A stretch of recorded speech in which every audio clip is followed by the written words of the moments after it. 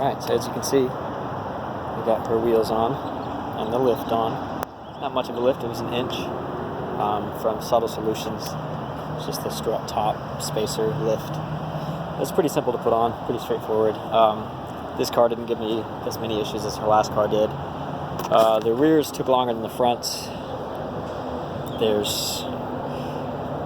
In the trunk, you got to move the liner on the sides and then get the two bolts that hold the top mount in there. And then on the bottom, we did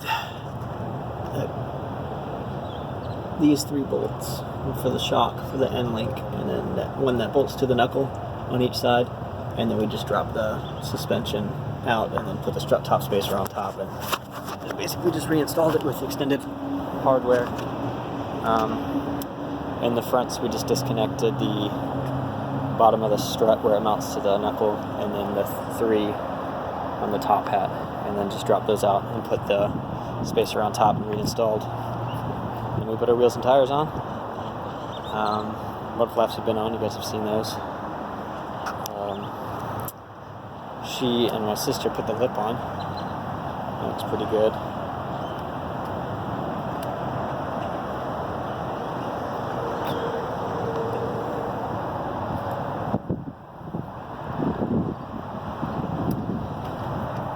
So that's the car.